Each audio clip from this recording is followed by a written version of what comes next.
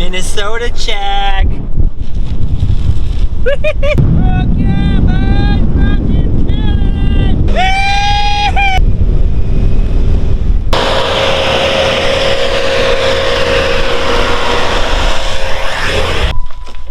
Woo! Welcome back to the channel. A beautiful 11-degree day here in Minnesota.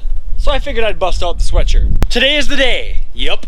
Darn tootin'. We're gonna be doing the first road test with the ice house build. This whole system that I just built in the last video. Gonna test it out for the first time, see how everything works. Then we're gonna haul it back over to my house, turn the heater on, and start gutting the interior to redo it the way I want it to be.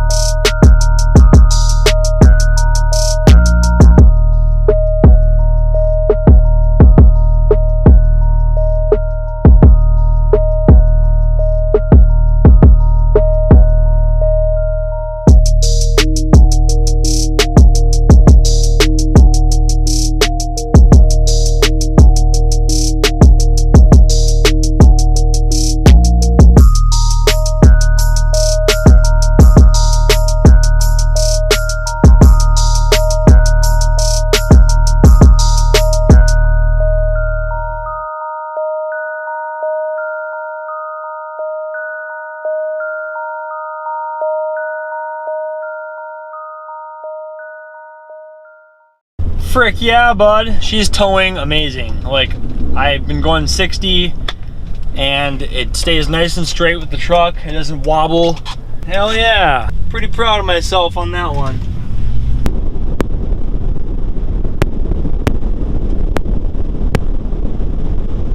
Okay, got her home safe. Dropped it down in the driveway so we can start working on the inside. Just wait till you see. It's frickin', I'm just kidding, guys. It's not that bad. Pretty simple. One dinette, 2 stools, 2 bunks, kitchen area. I know.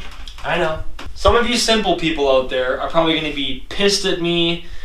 Why would you even mess with this? It's perfect, it's finished, just use it, it's a fish house. My answer to you is no. I know what I'm capable of, I know what I want, and I have the perfect clean canvas to do it with. Tearing out all of this, redoing it completely, brand new floor plan. I'm really excited. There's actually 3 main reasons why I want to gut all of this and start from the bare bones. 1, the wiring is not suited to my needs. 2, the paneling in here is a little bit clapped. And 3, we converted to a drop axle. So the axles are now outside the fish house, and I have no need for these giant ass wheel wells in here taking up all kinds of space. So we're gonna cut all that out, patch the floor, insulate it, cover it with new flooring. The paneling, like I said, a little bit clapped. Looks like there was a roof leak, dripped into the wall. It's kind of just messy everywhere else because it's been frozen, thawed for years. This thing's been sitting in the woods for the last 6 years, so there's obviously been some mice in here pissing and shitting everywhere too, so that's disgusting. But thankfully, it looks like it's all rigid insulation, so I shouldn't have to worry about any moisture issues there, and I should be able to salvage all of it. And now the wiring. So they have a 12-volt system that just runs out to the battery box, which I'm gonna relocate anyway with the new floor plan, and that just goes up and powers these 2 12-volt lights.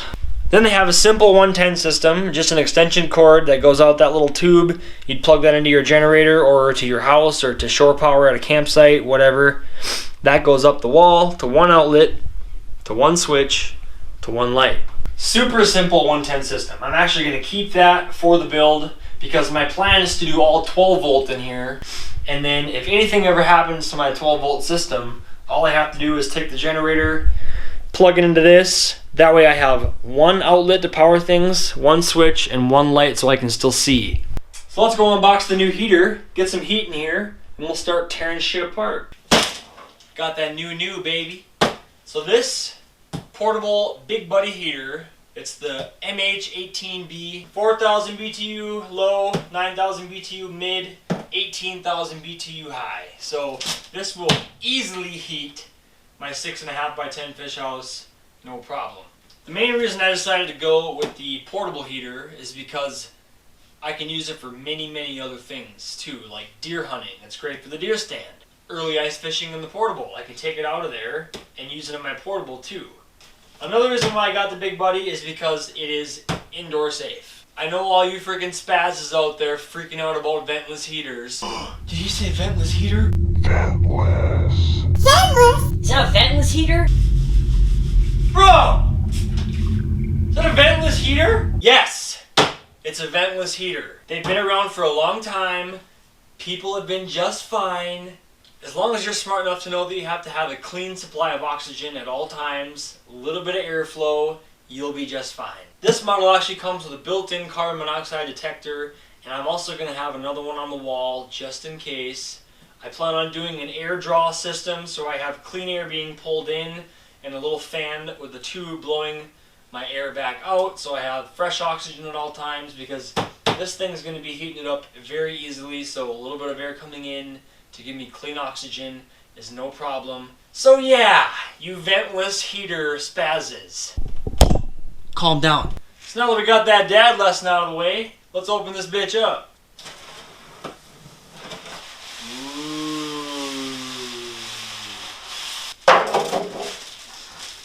Very nice, Batman. Yes, it's a portable heater, but it does have 2 wall mounts. So you just put 2 screws into the wall, she locks in. Then when you're ready to take it out and use it for other shit, you take it back out.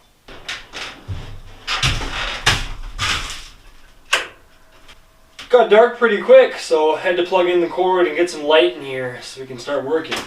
It is a little dangerous to have the propane tank in the fish house with you, but considering I only have a 4-foot hose temporarily, I just have to have it in here. It's just the way it is.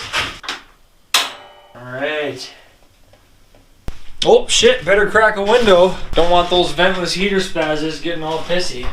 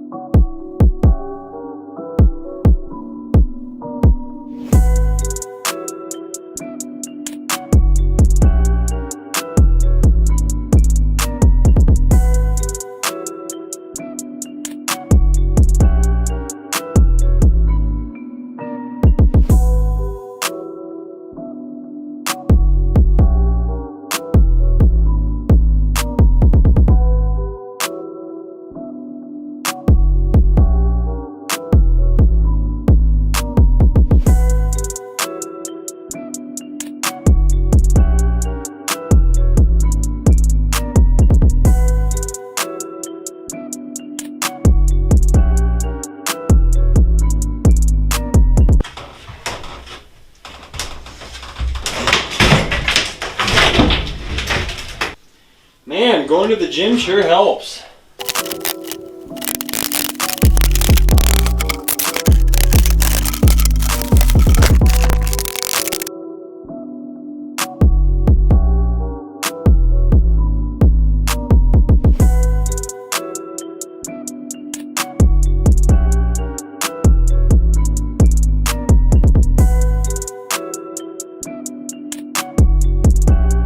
Hell freaking yeah, bud. You guys, I'm so pumped. Like, it's a lot easier to visualize the floor plan when you have open, clean walls, obviously.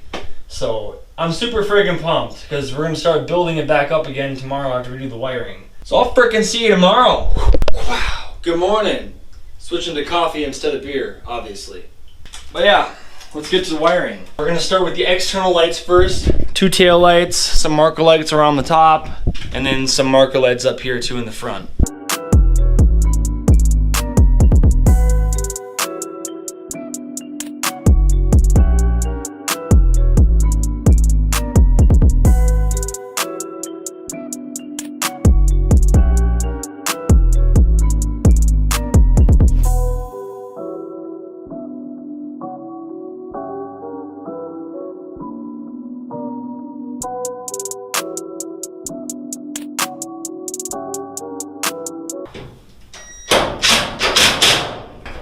That is an internal ground connection.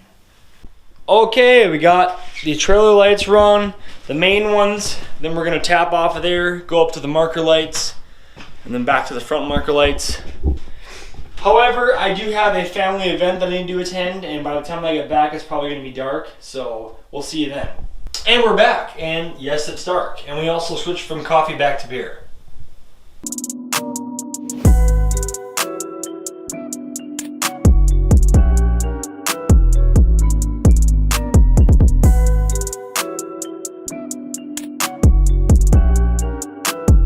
There you go, we lobbed all that caulking on the back of the light before we put the nuts on, and it seals up the hole when it squeezes it against the siding, and the caulking also acts as a Loctite, if you will, for the nuts so they don't come off the bolts.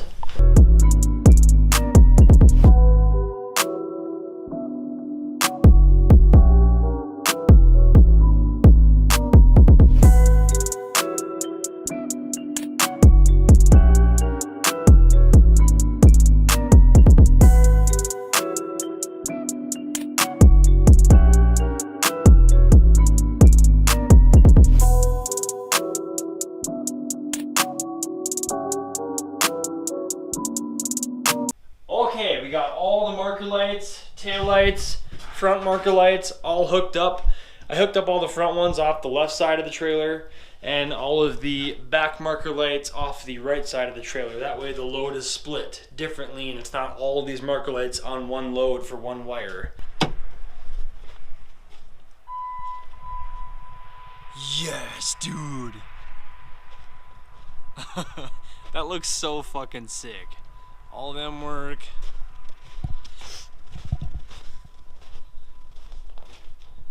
All these back here work. Hell yeah, boy.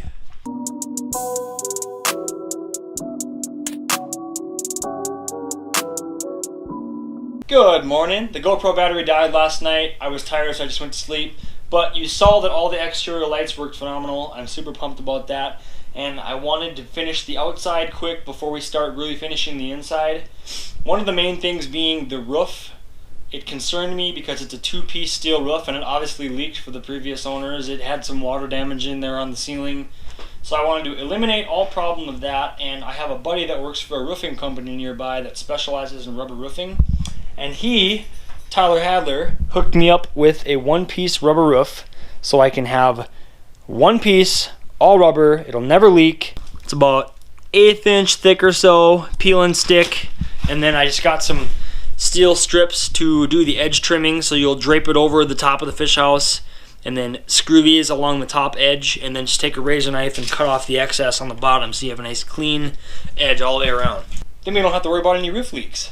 I also picked up some 3/4 inch treated plywood to patch the holes where the wheel wells are because I want to try to get that done tonight too. And then on top of that, redoing the entire floor in there on top of the 3/4 inch treated that's already in there. We're going to do some subflooring. So this is just 1/4 inch wafer board subfloor rated, and then I picked up some 1/2 inch sheets of R3 rigid insulation so the floor can be insulated and we'll be good to go there. That way your feeties don't freeze when you're fishing in the wintertime. On top of all that goes the new one-piece vinyl flooring, just like a roll of linoleum, but it's wood plank style vinyl. And last but not least, I just grabbed some more steel tubing, same stuff that's in there. That way I can weld up some bracing where I know the bunks are gonna be and the countertop so everything's strong and sturdy. Might as well do it since I have it all ripped apart. Ain't too bad up here. You can see that seam there, two-piece steel roof. I don't like that. That's where the water came in. And this old air vent here, we gotta start by tearing this thing off.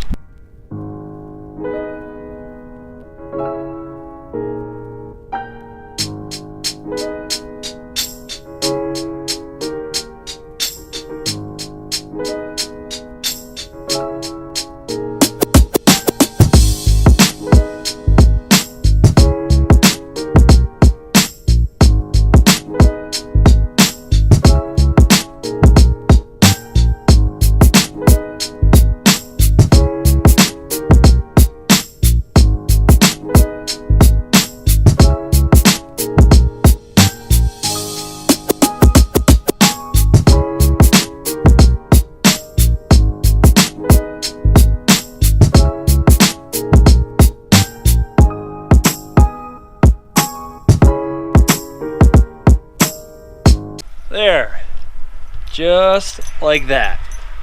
Apparently that's all she's done.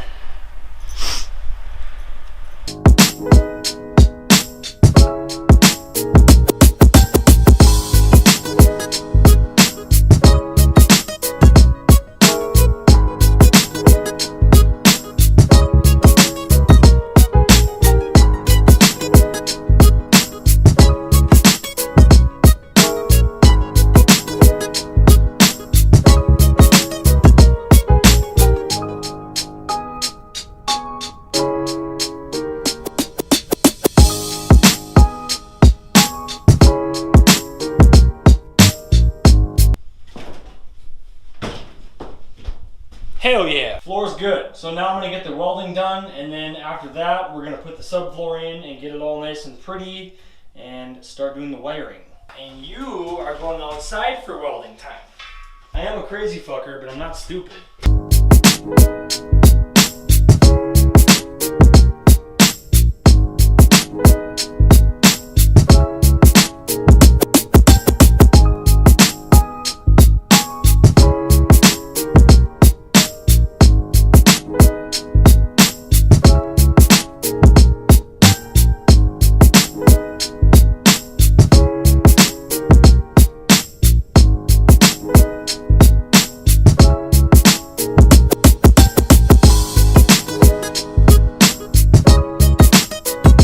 Freaking A, right, bud? Look at this. Just look at it. It's flat. There's no more wheel wells. This is freaking sick. Okay, so wiring. For the majority of the runs in the house, I picked up a stranded 14 gauge wire. For the majority of the stuff, 14 gauge is going to be more than enough thickness to handle the amount of amperage I'm going to be pulling out of each wire. Because everything in here is going to be on its own fuse on the bus bar. A bus bar is basically just your 12 volt fuse panel like you have in your house, but it's for 12 volt. But just to be safe, I picked up a 12 gauge wire also to run to all of my 12 volt outlets, the USB chargers, your phone plugins, etc. Because if I have 4 or 5 people in here and everyone has to charge their phone at the same time, I want to make sure that it's got more than enough thickness here to handle the load. You know what I'm saying? So 12 gauge for the outlets, 14 gauge for everything else. Enough frickin' yakking. Let's get to some wiring.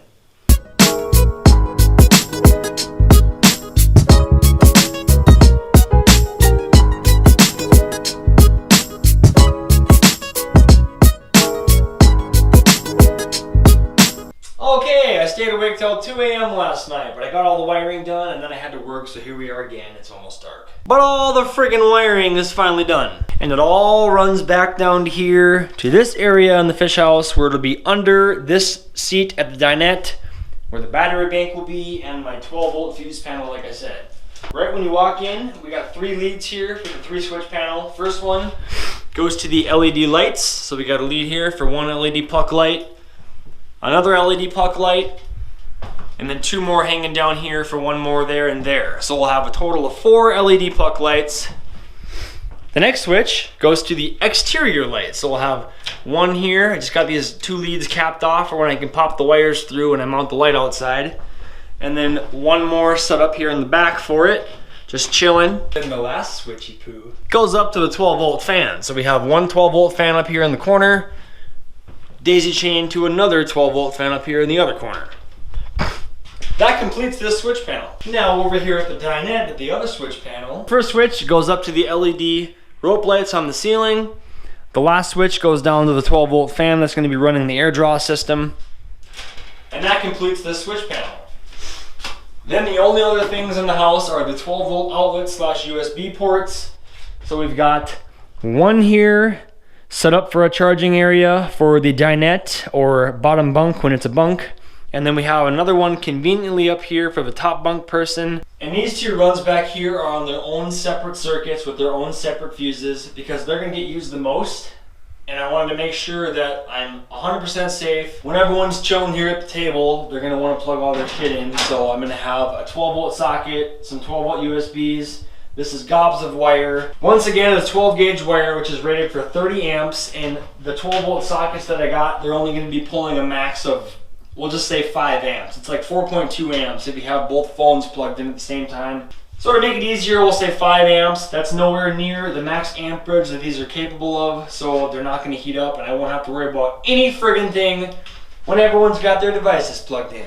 So having one at the table or bottom bunk and one conveniently at the top bunk for the person sleeping up here, that completes this side. And then this side in the front, we have another setup here for a 12-volt socket for the TV. So I got my TV negative, my TV positive, and that is just daisy chained down to another little setup down here for another 12-volt plug-in so you can charge stuff sitting on the counter. The reason that both of my leads for the 12-volt outlets are red is because I didn't have any 12-gauge black wire, and I didn't want to go spend another $27 on a spool when I had plenty of this stuff left over. So I just labeled them negative and positive on this end and the fuse panel end, and that'll be just fine. So now all my 12-volt wiring is done. The only thing left is to just move my 110 light right here above the window.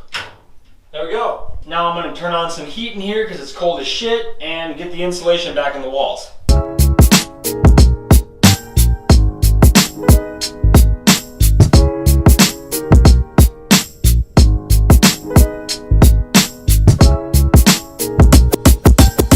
The Force is strong, young Jedi.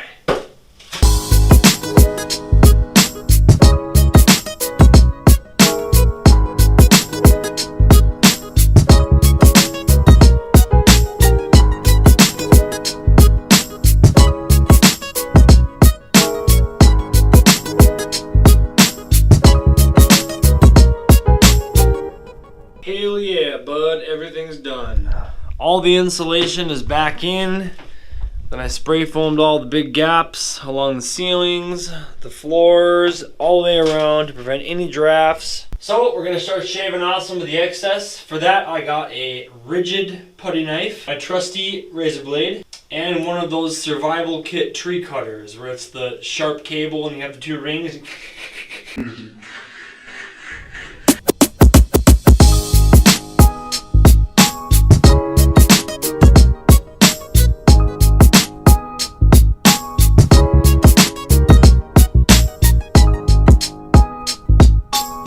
Alright, everything is trimmed up, nice and flat on the walls, nice and square on the floor. Now it's time to roll out that flooring, baby. And to do that, I'm going to be using my pressure sensitive floor adhesive. This stuff is used for vinyl tile, vinyl sheet flooring, vinyl backed carpet tiles. I do a lot of interior finish work and flooring for a side living, so I have a lot of random shit like this just lying around the garage. But if you don't, you can get this at Menards. I think a tub of this is like 20-30 bucks, so there's where you can get that. But before we do anything with this, I'm going to roll the flooring out and get everything cut to size so it's ready to go when the flooring adhesive is ready to go.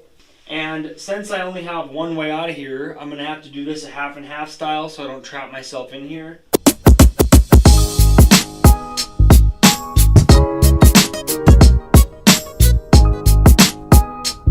Alright, I'll see you guys in about an hour. Wow, look at that. It's clear.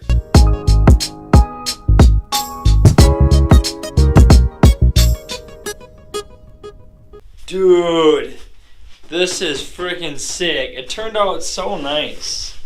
I just took my boots off and I was just walking around feeling for any lumps, and I don't feel any.